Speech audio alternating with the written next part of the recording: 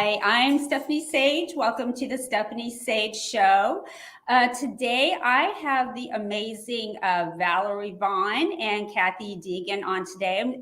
They are some great friends I've known for years. I'm so excited that they're going to be my guest today. Valerie is a senior advisor with Apex Business Advisors. That's a firm that assists with businesses' sales, mergers, and acquisitions. She consults with business owners and helps them to strategically prepare, to receive the best selling price for their business. Although she works with a variety of industries, her specialty is working with manufacturing companies. And then Kathy, she has more than 30 years of financial services experience. She's helped hundreds of clients discover their potential to build their personal wealth, create security, and live out their dreams. Every day brings forth a new challenge for Kathy, but that's what she loves most about what she does.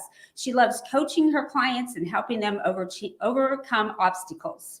And today, these wonderful friends of mine are going to talk about the pitfalls that can currently prevent a business owner from exiting successfully from their business, or more importantly, not getting top dollar for their business. So I'm going to bring these wonderful ladies on now. There they are. Hey, ladies. Hi. How are you? Good. Good. Things going well today? Yes. Yes. No. No? It's Friday, right? It's Thursday. Oh. I know it feels like Friday to me too. It's been kind of a crazy, crazy few weeks for me, but hanging in there. So how's business been for you ladies? Busy. Really busy, yeah. Well, good. It's a good thing. Yeah, I mean, I think that you guys are in both really good times right now. Are a lot of people looking at, selling their business and getting out right now when things are kind of, a little unsure? Oh, I think things are pretty sure, but people are exhausted. Mm-hmm. And those who were close to selling their business, last year just did them in and they're like, I'm going. Yeah. Yeah. Well, there's so many unknowns right now. I mean, as a small business owner, quite frankly, I am really concerned about gas prices because we have like, 10 company vehicles tooling around the city. And I quite frankly don't know how small businesses that are service oriented like mine are going to really weather this storm right now, Well, first of all, you will. Well, that's true. I will.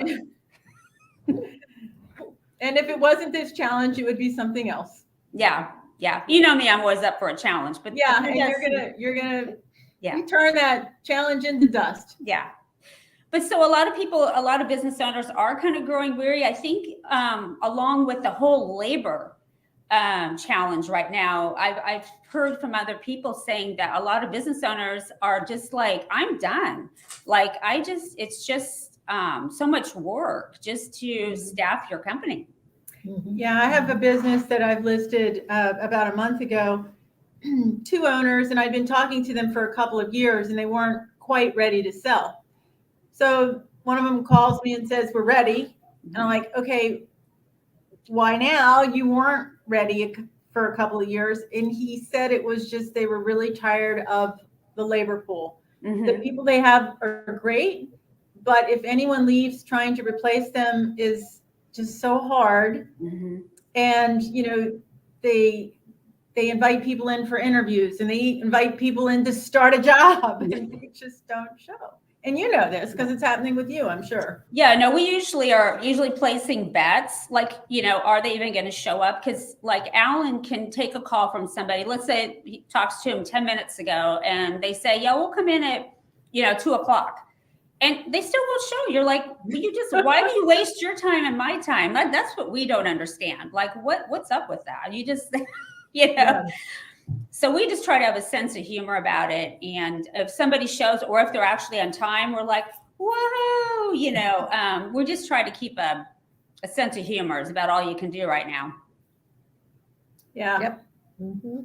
Yeah. And then, so Kathy, do you find more people that are consulting with you because of, stock market worries. And, because right now everybody's a little bit nervous, I think, about the economy and the stock market. It's really now taxes. I mean, most of people are anxious because the tax bracket is changing. But since I've been in business, I can assure you it changes almost all the time. So, but now it seems a sense of urgency for people to make sure they get something done. I think that's been eased up a little bit. Mm-hmm. I don't think the tax brackets probably will change as fast as I'm going to tell you they probably will change again. I'm not saying that.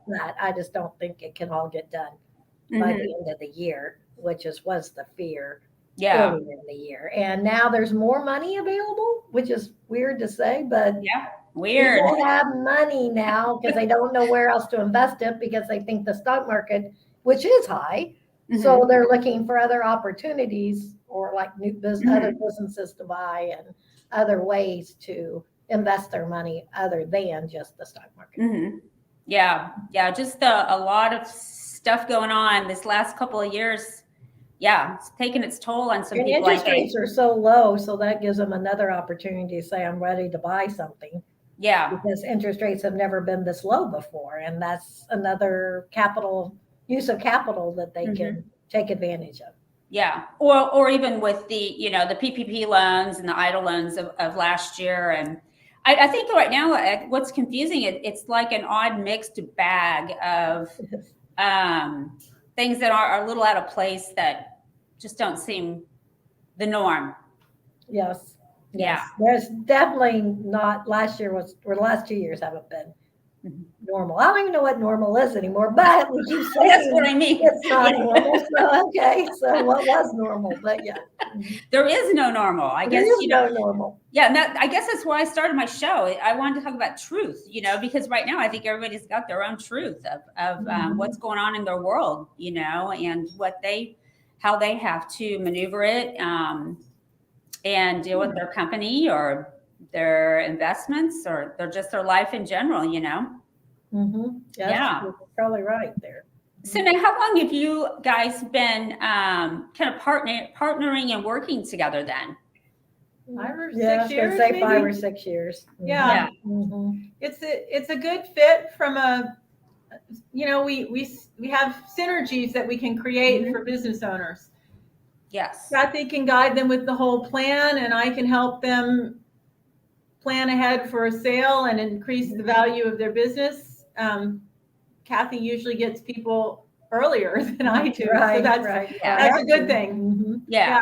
And we have a mutual respect for each other's businesses, and that's neither one of us are expecting anything from each other than the introduction. Right. So with that, then we naturally know that we each have our job. We're each doing our job to help the client get prepared to sell with the best price to sell. So if I do my job, then it makes Valerie's job for the client even that much better because they can get the maximum value. Right. That's really the ultimate goal is the preparation of the maximum value. So. And I think looking back, 12 years ago when we started in business, I mean, that's the last thing that your average new business owner, now somebody who's been built several businesses probably is wiser for that. But, you weren't thinking about that. You're thinking about how am I going to get my business off the ground? How am I going to create cash flow? And then have somebody say, why should I be thinking about an exit strategy now? And that's a problem. I know. Yeah, no, it is. I mean, it's human nature to be the opposite of proactive. And so it just seems like something you can do tomorrow. I think what many business owners don't realize is that if they start working to prepare their business for sale, even if they're not thinking about it for 5 years or 10 years, what's going to happen is they're going to make it easier to run and it's going to be more profitable. Right. And yeah, because the biggest mistake most of business owners make is the business is too dependent on them. And in that aspect, when you buy a business, you are immediately doing everything. and you don't know when to hand off, but the sooner you start handing off the responsibilities more, and Right. you're running it from up here versus Mhm. in the middle, in the weeds, then that's what's really making the value, and understanding salaries and distributions and stuff like that. And one thing Especially I a will lot of say, people who buy smaller businesses, and when I say smaller, let's say those with less than 10 million in revenue. Okay. A lot of the buyers are individuals. Individuals who maybe have been in corporate America and are just tired of corporate America, but more importantly, have always had the desire to do their own thing. And starting a business from scratch is a lot harder than buying a business that's already established. But they, maybe they buy a flooring company, but they haven't been working in flooring. They have experience with interacting, leading people, and customer experience, customer service experience, and systems and processes that they can transfer into being a business owner, but they maybe don't have the flooring experience. Well, if the owner of the flooring company is out there buffing floors and sanding and whatever flooring companies do, then that's not a very attractive business for the type of buyer that's most likely to buy their company. Right, because they don't want to come in and do the hard work. They just want to run the company, and and that's why they want to take it to the next level. And it's not, I mean, I think that most buyers realize it's hard work, but it's they want to bring their business skills, which most, a lot of small business owners don't have business skills. They start because they love to do something, or they know how to do something and see that other competitors are doing it poorly. So it's kind of a good match when a technical owner sells to a more business-oriented buyer. But if it's still owner-centric, is the phrase we use, then it makes it hard to transfer. And less valuable. Well, and I find that a lot. Just the business people I've met over the years, or just I read about, where people are afraid to relinquish what they think, that power and that control, because they're so ingrained in and so proud of maybe what they do, like their flooring that they're very particular about, and they don't think they can train anybody to do it like they do. But then they never are able to scale because you only have so many hours in your day, because you won't turn over that trust and you won't let your delegate. And then, as you're saying, that translates into lowering the value of your company, not only with the growth, obviously that's going to inhibit the value, but just that sense of making your business marketable. Valerie and I right now are sharing a client that is getting ready to sell, and they have spent the last 3 years working on their business. And he literally was in the office last month and said, man, us working on the business, we have grown so much, and we didn't realize we were too busy working in the business. And that is a distinction that people, but you have to, it takes time, money, and energy to work on your business. And I think this is a different time, money, and energy. It's a progressive step. I mean, I look back over, I mean, I think the Lord above, I don't have to get out and work in my business because it's just so physically demanding. But, I look back though, and it wasn't that long ago that, I have been completely removed from being in the field, unless I absolutely have to be out there or what have you. But it is a stair-step process because it takes time. Number one, to be able to afford to hire people. And then you have to train the people, and you have to trust, that they keep your service level high and the quality of their work. But it's, growth is always a challenge, caoming up with hiring, that's a whole nother issue. Capital. We don't solve that one. That's not our job. We've been pretty fortunate, knock on wood. But it definitely has been a challenge. So I was kind of going over what you guys wanted to cover today. And you talked about value, and you guys kind of touched on that a little bit here. So you mentioned like types of valuations. What types of valuations are there? Well, can we first start with what is the basis of the value? Because a lot of business owners think, well, I have, $1 million worth of equipment or something like that, so my company is worth $1 million. Well, no, your company's value is based on earnings. And is it the net profit or the EBITDA or net profit? Well, it starts with net profit. Okay. Yeah. Bag. And then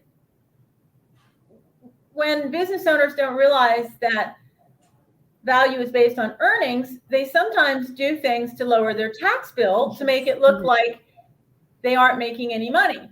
That's a bad thing. That might be okay, or it might not be. It depends on what they're doing.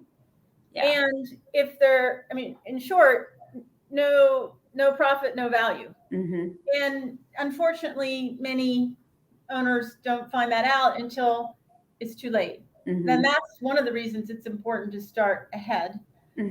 But going back to your question about what types of valuations are out there, there are formal valuations.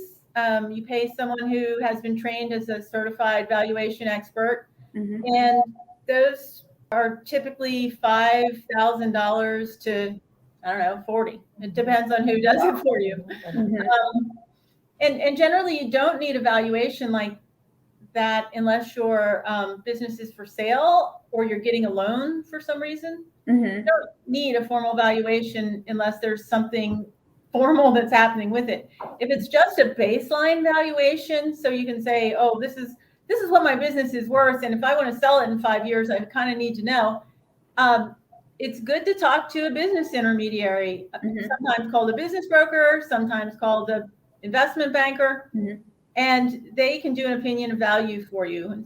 Some charge, some don't, but it's definitely less money than $5,000, and it will give owners an idea of the value of their business that can help them plan.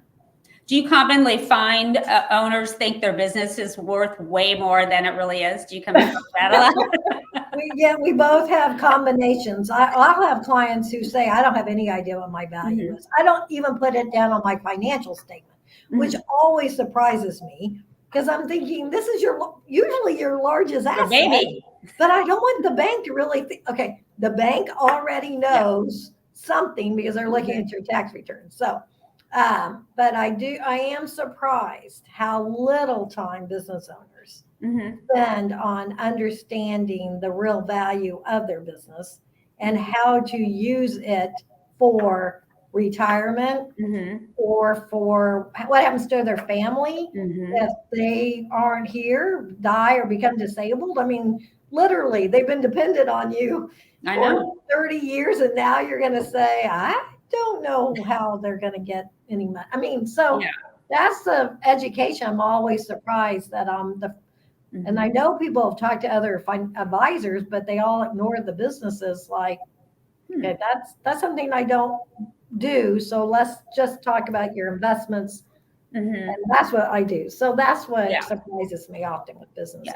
Well, I've read where you take like your net profit times, 3 or 4 times your net profit, or 4 or 5 times your net profit to find out that's the value. Is that true? I've just read that or learned that. There's some truth in it. However, what happens is there are different definitions of earnings. And if you apply the wrong range of multiples to an earnings definition, you're going to come up with the wrong answer. And let me just explain that. Most businesses where there's an owner working in the business or one primary owner are valued with something called seller discretionary earnings. And most businesses, 80% of them, are worth between 2 to 3 times seller discretionary earnings. Then there's EBITDA, earnings before income taxes, depreciation, and amortization. And that is generally used for larger companies, more than 10 million in revenue. Oh, okay. And the multiples of EBITDA are generally higher, say between 5 and 10. Wow. So what happens is a business owner that owns a small business says, oh, my earnings of $100,000 will be worth 5 to 10 times that. And of course they go with 10. Right. And they think it's worth $1 million when in reality, it's worth between 2 and 3 times. Mhm. So it's very, you have to understand what you're doing. Yeah. Well, and then also I've heard or read where, a lot of owners, run a lot of personal stuff to the business, and, as somebody buying the business, they don't want to assume all that. They don't know they'll do that, or those aren't my personal expenses, et cetera. So what I've been told is you need to stop doing that. Probably 3 to 5 years before you think you're going to sell your business, or never start doing it. Yeah, or never. I mean, in reality, it's a natural thing to do because the business has more money. Mhm. And then at the end of the day, you don't pay yourself a salary, so you just Right. keep putting stuff. So when Mhm. people truly ran the business and said, I'm going to pay myself the reasonable compensation, Mhm. which is the first start, then you can pay for some of these personal benefits. Right, personally, exactly. because you're getting the right salary. But we have cleaner books. you have cleaner books. know. But you all start, you start thinking about, gosh, I paid that salary, then I have to pay on my FICA, and I have to. Mhm. It causes cash flow. The number one problem I think business owners are not prepared for is cash flow. They have a good business, have good earnings, but literally no one helps them understand how to get cash flow with that earnings. And cash flow is the problem most businesses have. It's not Yeah. understanding how to do cash flow. Although Dr. Toko would be horrified if he heard this, the one thing I remember from my accounting class in my MBA is that cash flow is what kills businesses. It's not lack of revenue, it's lack of cash flow. Mhm. And I also remember attending a presentation by a banker at a professional organization I'm a part of that's a lot of business owners. And it was a very poorly attended presentation. Mhm. And I thought, why do business owners not spend the time to understand how the bank can help them Mhm. better manage the order in to cash Mhm. process? And there's a lot that a bank can do to tighten that up, make it more profitable. Mhm. And it was just shocking to me that business owners wouldn't take an hour to better understand that. Yeah, because cash flow is so important, and you need to be looking down the road at that. Like when you go through, slow periods where your business is slow, and you may have the cash right now, but you got to be thinking. For us, 4 to 6 weeks down the road, if we haven't been busy, then we're going to be short of cash. Well, look at how many businesses were in trouble with the pandemic when they had to shut down for a while. Oh, yeah. How many? And then there were the businesses that just died because even with PPP, they couldn't make it through. So you're absolutely right. Right. No, you have to have options. Yeah. For cash flow. Or always lines of credit. I mean, right.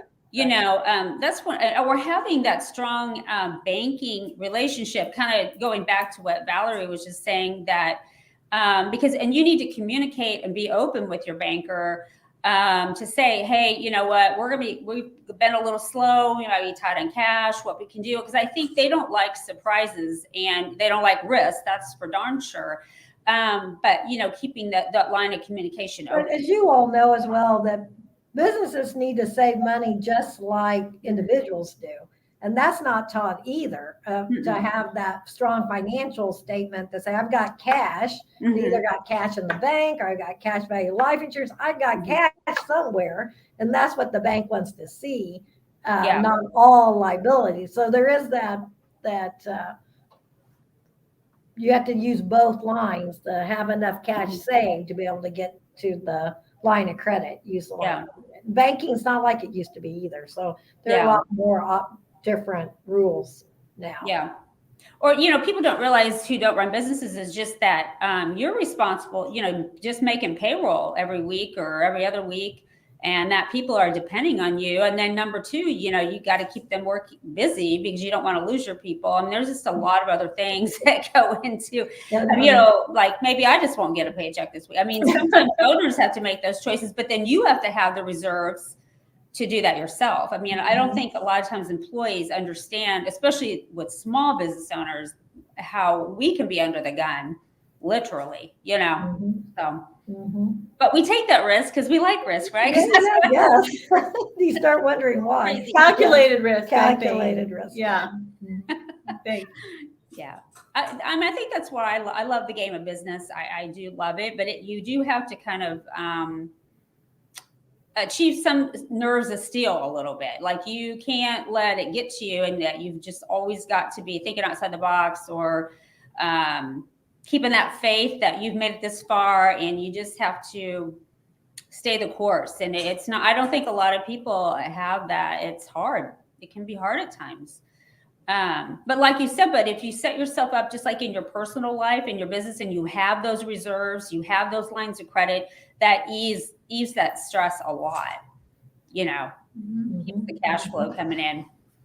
So, so I have here, what do you mean by like an unplanned exit? That's where like somebody just decides on a whim that, hey, you know what, I'm tired of this. I'm tired of having to deal with what's going on now, and I just want to sell. Is that what you're Well, talking about? I try to have clients be prepared for the 4 Ds is how I describe them. What's that? The 4 Ds. The 4 Ds are the death is unfortunately an unplanned. No, none of us plan when, we just know that will happen. Mhm.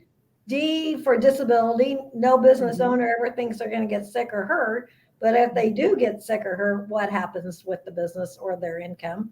3 is divorce. When a business owner has a business and there's a divorce, then you have to have some way to value the business. And I recommend highly that they're all done prior to any of these 4 Ds. And the last is departure.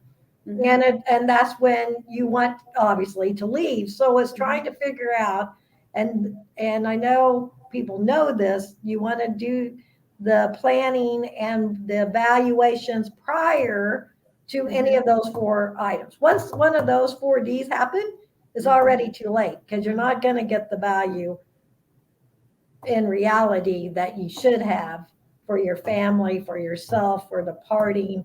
And then there's a big argument at divorce. I mean, that's yeah. I mean, we already have a trust and a will and everything, but we have not had a business valuation done. I didn't even think of that. But I mean, we have everything in place. If something happens, I can do one for you, Stephanie. You can at $5,000. She can do it. Gives you a good, fair, reasonable. At least you would have some. And for you all, it would be a valuation that you would have an understanding of why and how you're going to value it. And if you have a starting point with evaluation methods, then it diminishes the argument. Right. There can be, but. Well, I think it's just good to know, because I mean, you can sit there and think all day, what's my business worth? And as a business owner, you think about all your sweat and equity and the years of building it, and just everything that goes into not only just starting a business, but growing it, sustaining it, blah, blah, blah. So there's a lot of emotions, you know, that tie into that too, because your whole heart and soul and your whole life. But you still need to know the reality of it. Where are we at this point in time? Because and God forbid, you never know when something would happen. So you talked about unplanned exits, and one of them is departure. You just decide you want to leave, or maybe a business partner leaves. Business owners usually don't know that the process of taking their business to market, finding a buyer, getting through due diligence and the financing stage, and getting it to close takes about a year. And one of my colleagues is dealing with a business owner who thought it was going to be a multi-week process, and I'm really sorry for him. It's more like a year, and the bigger the business is, the longer it may take. Interesting. And that's with some preparation, I think, because literally the clients we've worked with to get them prepared, this probably really has been a 3-year process to get to a valuation and the time, and to get, usually the biggest, once we got people who want to buy, if they're in the business, usually it's funding, how to fund it. And that's what takes some time, is most key employees who you're selling to. Well, speaking of funding a business, I've always been curious as to, how many, like, let's just say a business is worth, $1 million. How many people have $1 million to just go out and buy a business? So what are the different ways to fund the purchase of a business?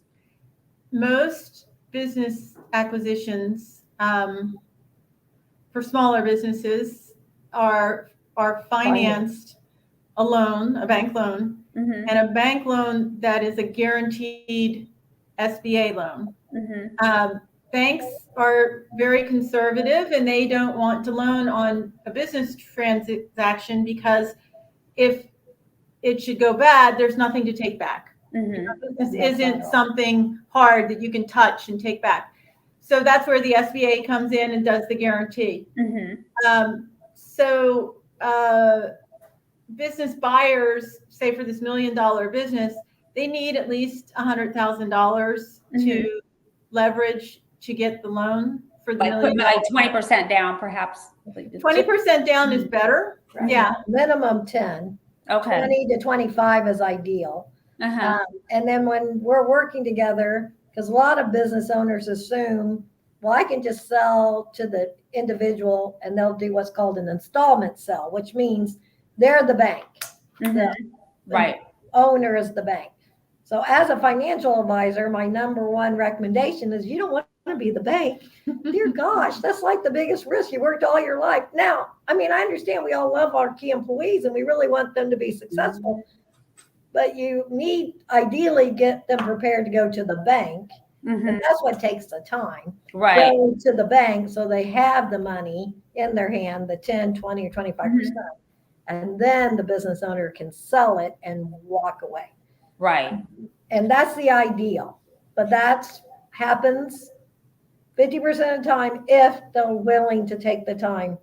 Yeah. Or doesn't that sometimes involve where the actual owner who's, selling it, but they agree to stay on for a period of time, whether that's 2 to 3 to 5 years to kind of like help the transition? I've heard No, of that. the banks don't want them there. So there is a transition time. And Uh-huh. I've found that a number of business owners get multi-year in their head because that's what happens with much Maybe larger bigger companies. business. Oh, okay. But with a small business, and again, we're talking those that have less than 10 million in revenue as a rule of thumb, the transition time is commensurate with the complexity of the business. Mm-hmm. Like your business, Stephanie, is fairly complex, but it's not rocket science. And I really do mean rocket science. Dirty science or dirty cleaners.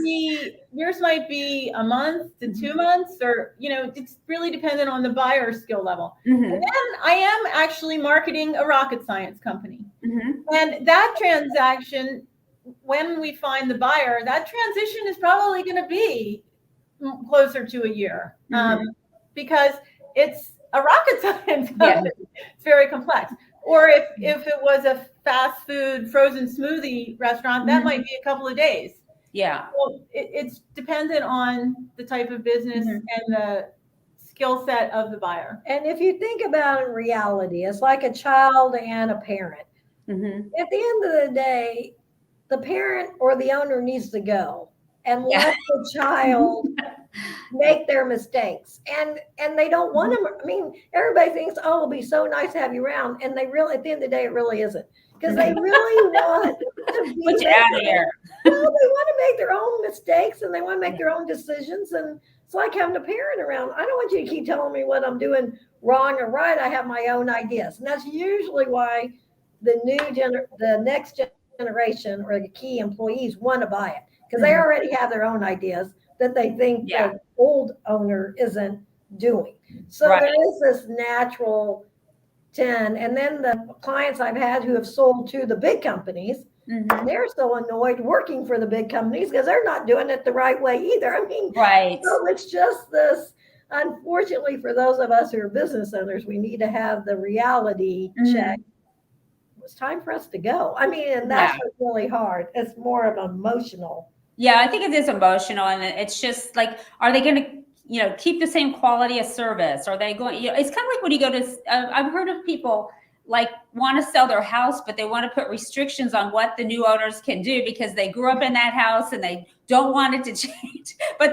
And I'm like, No. that's just not reality now, is it? It's not. That's the same with the business. And that's No. scary. Yeah, exactly. So yeah, I just think, growing a business is very emotional. It is. And they don't know what to do with themselves after they sell it, many business owners. So when they sell the business, that they have a whole nother emotional, well, I've been every day here. What am I going to do next? So they really need to work a little bit on what your next phase in life is. Yeah, most And definitely. that's beyond my grade too, because I'm not a psychologist. But Yeah, you're not being a retirement. I mean, I know personally, I can't just sit around and watch TV. I don't know what I'll do, but yeah, I think that was a good idea to have something in the back of your mind. I mean, do you want to go on and be a business coach? Do you want to mentor? Do you want to start another company? Or, I mean, take up basket weaving. Yeah, I thought about doing, the clay, building pots of clay. I've been kind of thinking maybe I'll just go take a pottery class and maybe I'll just buy a thing and sit at home and make pots in my retirement or something. But, thinking ahead, it's just kind of like, what do you want to do? I call it when you grow up. Yeah. No, next phase. We all have phases.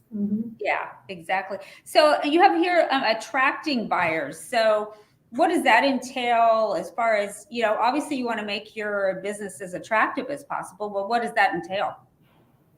Want me to start? Yeah, that's a good idea.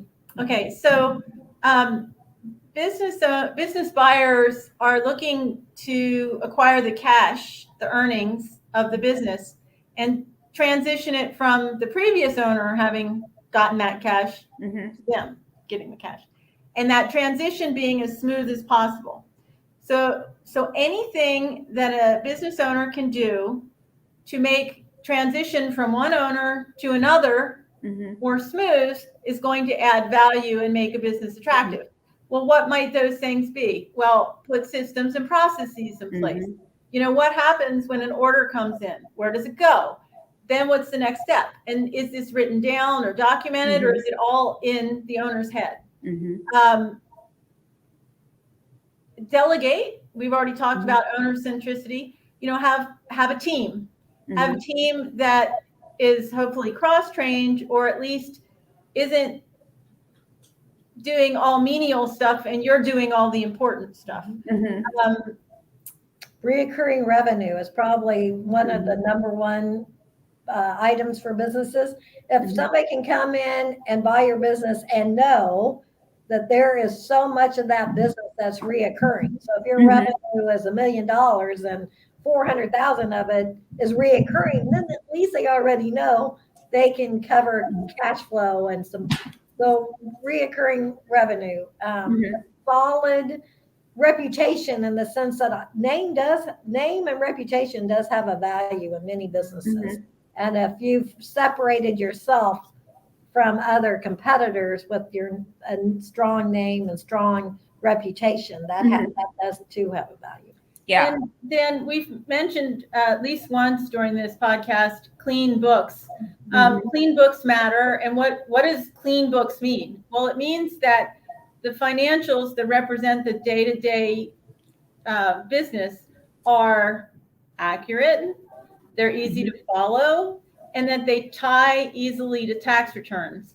So the numbers on the financials at the end of the year should not be vastly different from those on the tax returns, because going to the buyer wanting to transition the earnings and take away the risk, they want to make sure those earnings are there. So the easier it is for them to trace the earnings, the higher the value, the more attractive the business. And then there are a lot of things, and this is a really kind of minor one, but not. Selling a business is not like selling a house. And a lot of people think it is. But there is one thing that is like selling a house, and that is, if your business is a dump, you need to throw things out, organize, throw some paint around. If a buyer goes into a business and sees that it's poorly maintained, they're going to think the business doesn't have a reputation or is poorly run. The very first business I sold had 7 vehicles, and they all had varying ranges of miles, and some of them had a lot of miles and a number of years on them, and they all looked fantastic. And they were always clean, and the signage was clear. It wasn't peeling or little dents. You know, it's little things, but the physical does matter. And I would say legal documents. Many people don't, but you need to have good books legally. So your articles, your operating agreements, you know, even in today's environment, even having employment contracts in the sense that if you're selling a business, then you need to look like you have a business. Right, exactly. I mean, I'm surprised how many people just, you know, running the business, but they're not doing all the business, legal, accounting, and marketing. Everything needs to be like you're running a business, even though. Or I've even heard of business owners that they don't even have like a yearly business plan. Correct. Like, I'm like, that's like, I don't like know 101. that so much anymore either. A yearly business plan, maybe a budget, annual budget. I don't ask for a yearly. Do you ask for a yearly business plan? No, but I do one for my business. I mean, a business plan doesn't need to be complicated and long and onerous process. It just needs to be a plan that's written down and that you can refer to sometimes. Yeah. One page works if you've got the right stuff on it. Yeah. And then I've heard too, you know, like service businesses like ours, it's just harder to show value because I mean, you have repeat business, but you don't have the tangible assets behind it like a manufacturing company. But then again, we have lots of equipment and trucks. And so maybe that helps versus maybe like a call center kind of business. Let's go back to what is the value of a business based on. It's based on earnings. This is really hard for manufacturers who have millions of dollars of equipment. And they say, but I have $4 million worth of equipment. Too bad. Your earnings only support a $2 million asking price. And they've gotten the value out of that equipment. Right. It's all been turned into earnings. Right. Now, is having a lot of equipment a bad thing? No, it's not a bad thing. But having a service business without a lot of assets, if it's a profitable business, you know, still, yeah. I've sold more helped sell more service companies, architects, engineers, advertising, which are all basically service-oriented businesses. That's interesting. But then what brought that up in my mind, maybe I'm just thinking of more like what we learn in like NABO is like women in service industries tend to have trouble raising capital. So if what you're saying is true and you have a good net profit line, you should be able to get the capital, right? If you want capital to grow your business, you should, and you have good net profit, you should be able to get a loan to build your business. I think women need to learn early on that it's okay to go to the bank. And even if it's just to ask for a $50,000 line of credit just to get started, start with it. Quit putting $50,000 of credit card on your own credit cards. I mean, but that's what people do because they don't understand. Banking is good. Yeah. Financing through a bank is good. There isn't all debt isn't bad. I mean, there's some philosophy goes on that people think you don't want any debt of any kind. Okay. It's kind of hard to run a business off that. It's hard to run a business without debt. Right. Yeah. So it's good debt and bad debt. It's really the real question. And I think businesses that can use other capital like a bank, then you're going to grow a little bit faster and more because you got more money to do it with. So right, exactly. Wow, it's so much to think about. It just never ends as a business owner. That's always like another lesson learned. That's my saying. You have here about forgetting to plan, which kind of ties in, I think, with a lot of what we've talked about. Is just, you know. And I think what happens, and I was talking about this last night to another group I was talking to, the planning in itself, when I say to somebody, I believe I can see and look in their eyes and they go, oh my gosh, this is too big of a project. I don't want to touch this project because I don't know where to get started. So really it's my job and Valerie's job to break it down to manageable task Mhm. and to get back with my clients every 6 months. Okay, if this is your goal to sell this business or to retire in 5 years, Mhm. then we have to take these steps over a period of time. Right. If we break it down and help them make accomplishments, Mhm. it's amazing what they actually have in a year or two, because just taking those 1 or 2 steps really start adding up. And that's really where the value is a little bit of time every year versus Right. too much time at the end. So you can help business owners just initially work with their exit strategy. It's almost like your business plan for your Yes. exit strategy. And then you need to do that in the next first half of the year, first year, whatever, to let's just say a business wants to sell in 5 years. So you would work out an exit plan to say blah, blah, blah, blah, blah, to get you to that point. Right. And you haven't even, sorry. And with my business owners, if they haven't, they all have an idea. So usually it's somebody in the business. Mm-hmm. And then the next part of that is if the person they're selling it to, something happens to them, departs, dies, become disabled. That's like the biggest.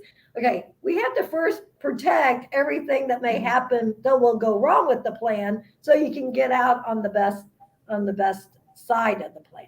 Yeah. And that's another interesting, well, he's not supposed to become disabled in the middle of my plan, right? How dare you mess up this plan? Exactly. And I can't imagine with a business going into like probate, like that's got to be just your life going into probate's bad enough, but then you have this business has got to be just enormous task. Yeah, that's why you really need, if you have a business partner, you have to have a buy-sell agreement. So that eases that helps get that probate doesn't happen. Well, especially you got, the wives involved, they may not be a part of the business, but then the one partner dies, then, it could get really messy really fast, I'm sure. Yes, even the ones planned can still get messy. Without Kathy, yes. Mm-hmm. But we talked a lot about planning, and two examples that I can think of, both companies Kathy and I worked with together. They both came to me wanting a value for their business, just to baseline, okay?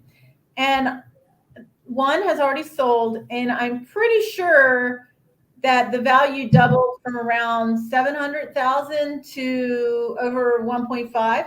Wow. In 3 years.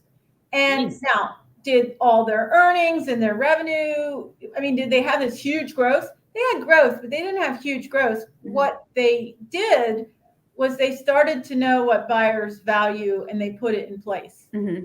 And then another one, which has not yet sold, will sell to employees. And I think the first time I valued it, it was less than 3 years ago. It was around 750,000. And now I would recommend they put it on the market at over 2 million. Wow. And again, I didn't do the work. They did the work. And it wasn't like their business totally changed. It just changed enough in the way that buyers value. That's interesting. We had one client that Valerie sold, or it was my client. I referred Valerie to it. This happened, I think I made the referral 5 or 6 years ago. And when I do a valuation, mine's another set of, just so they have conversation or how to come to a value. So I did the financial plan for the business owner. I gave him the value and literally said, no, my business isn't worth that. I'll never get that for that business. Okay, that's fine. I'm just telling you, you're somewhere in these numbers. This is your value. So I called Valerie. I said, I think you need to meet the CPA. And they met, and they didn't want to hire Valerie. They weren't going to do a business broker. It was a terrible thing. They didn't want anybody to know they were selling the business. Okay.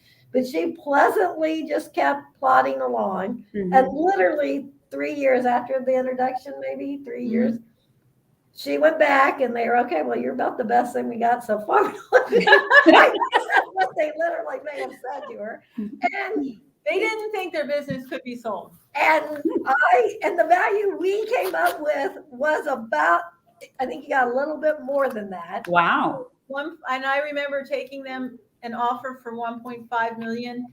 And the female spouse had tears in her eyes. Oh, Actually, they both did. I mean, it was such a joy. And they were in their and they early- loved the buyer. They were in their early 70s, but it's just this whole discussion we had that we had to convince them, number one, they could sell the business. Number two, it was worth something to sell. And you want something more to pay money. for.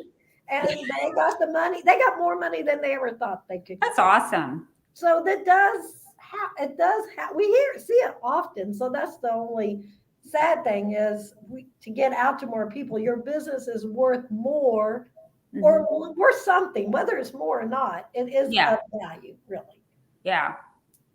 Yeah, well, that's most people I think it's worth more. So that's priority, but that's a success story and endearing story that these people got more than they ever dreamed possible.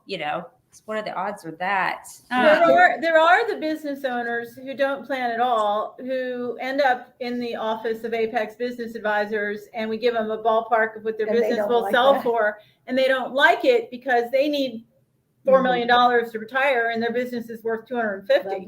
Well, They think their business is worth what they need to retire because they've done no other planning. That's not smart. So if I have one other piece of advice for business owners is really, when I first meet them and their business is 80% of their asset base.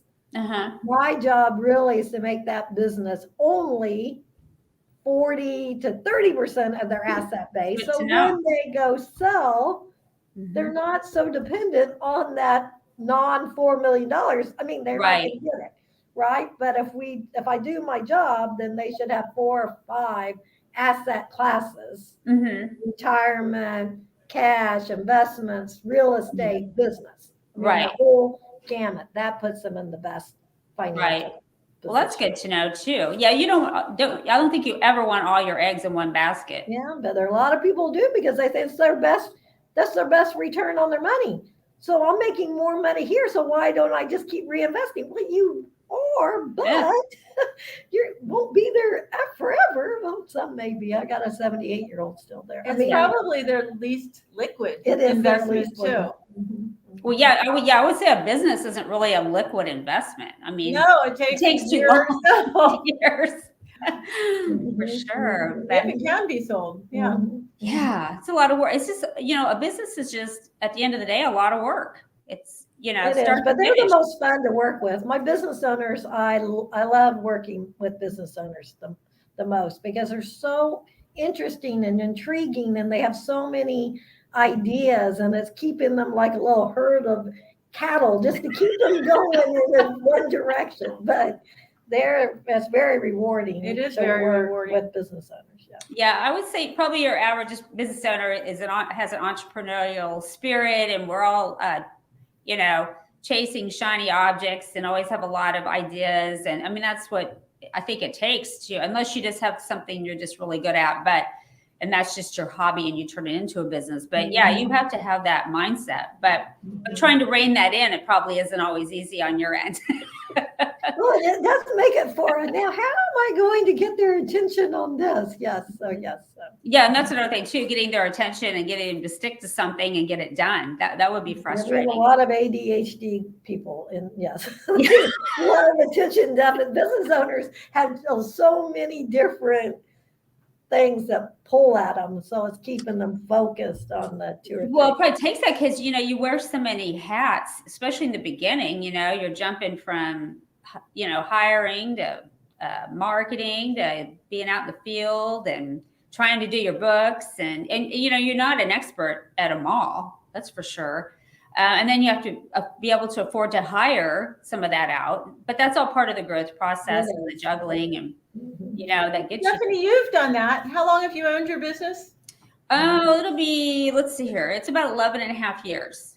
And at the beginning, you were in, and you went and did all the work. Mm-hmm. And it was like one truck and a shovel. A woman in a van. Woman in a van. Yeah. So yeah, it was tough. And then Alan, he didn't come on board.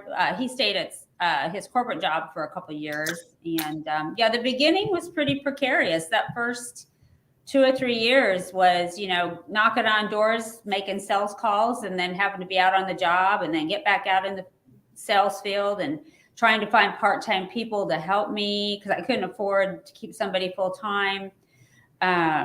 Yeah, it's actually, for me personally, I just love the timeline. Like, I just love looking back at the stages that you go through, and you set these goals, and you're thinking, wow, that goal, then you achieve that goal. Then, then your crazy ADHD is like, we got to set that goal, and it just never ends. And then you look back, you're like, wow, how did we get here? Yeah, exactly. Quite the ride. But the same as in your careers, in your profession. I mean, like Kathy, started out with your twin sister, and did you guys have a book of business in the beginning? I mean, you got out of college. I was 22 years old, and I think I literally was knocking on doors because I didn't know I wasn't supposed to do that. So I just kept knocking on doors, and it just kept working. Now, then we worked together. That helped, being young moms and having similar childcare needs and kids in school. We could naturally share some expenses. Yeah. And that really did help, having that type of partner. Yeah. So how long did it take you guys to really gain a foothold, and then, just build your book of business that, it was viable and you're really making good money? Probably 5 years. I mean, somebody told me early on, once you get to 5 years, then in our industry, then you've got something, So I got to 5 years. I don't know if I would tell you I had the book I wanted or needed. So 10 years, definitely by 10. But then I was only 32 years old. So it was like I underestimated what that was going to be like, and had more growth than I realized we would have such early on. Then I kept hiring people, which helps. Yeah. So, yes, because so you think back to when you're just 22 years old and you're out trying to talk to people probably a lot older than you to say, hey, let me manage your money.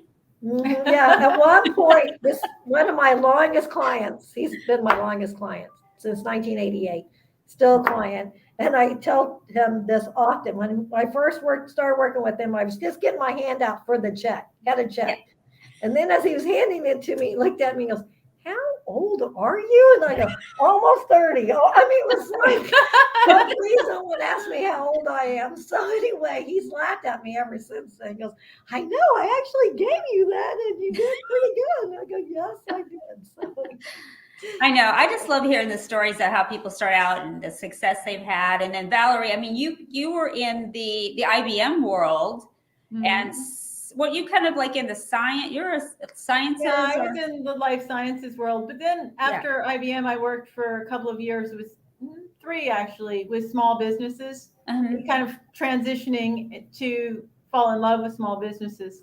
And I've been in this field for 8, and it probably took 5 years to get going with this one. Yeah. And if I had any advice, not that anybody really wants advice on that, but is people get out too early.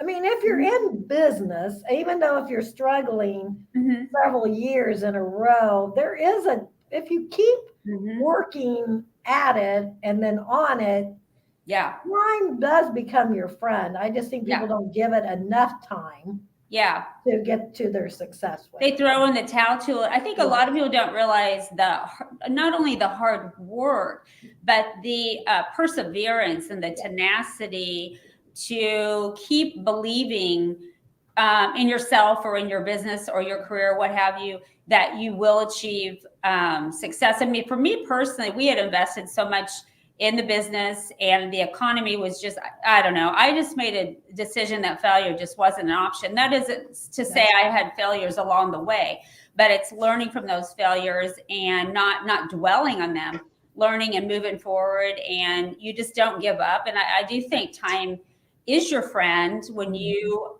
keep your hat in the ring. Right. I totally agree with you in that sense. It's just not an option. What else where am I going to go that I can do what I really want to do now? So that seems like and it's hard, but there is that truth. Yeah. I guess not everybody's crazy enough just to go out and stake their claim. But it is a great feeling when you've achieved years of success and it's a great ride. And that's why I just love, and the thing is, you make so many great friends, and I always say, if I hadn't have started our business, I wouldn't have met so many successful, wonderful people. I mean, I just think, what if I was just stuck at a company and I sat in the same cubicle for 30 years?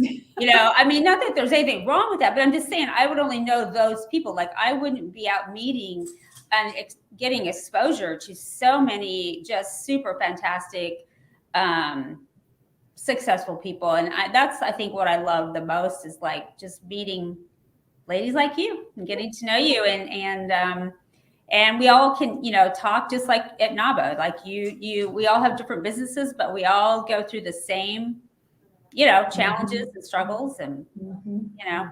We have similar mindsets. So What do they say? Like-minded? yeah, like-minded. Yeah. Stubborn. Are we all stubborn? Are we all I stubborn? think a little bit, yeah. a little bit stubborn, just Little a bit tiny bit. Yeah, a little bit stubborn. Well, we say failure is not an option. That's pretty stubborn. Yeah, that is a stubborn. Yeah. That is. Well, gosh, do you guys have anything more that you want to talk about with your exit strategies? I just love what you guys are doing with partnering together and helping business owners. Well, thank you for asking us to talk, because we love what we're doing and we love helping business owners. So Yeah. it's nice to be able to get the word out that It can get done. Yes. They have advocates. I think that's the other thing, business owners, we become their advocates when they're selling. And, to have an advocate on your side when you're trying to do something does help and feels good. And makes it can be kind of lonely as a business owner, because a lot of times, there's certain things that you don't want to, even tell acquaintances out in the business world, or you want to keep private. And it helps to have somebody, a sounding board that you can trust, to lead the way, because it's hard to do it alone. You don't know everything. You can't be the expert. So you are the experts to help business owners, with finding out the true value of their business and then helping them getting top dollar for it. Yeah. Yep. All right. Well, thank you guys so much. Thanks, and appreciate it. And we will talk to you guys soon. Okay. See you soon. All right. Take care. Bye-bye. Bye.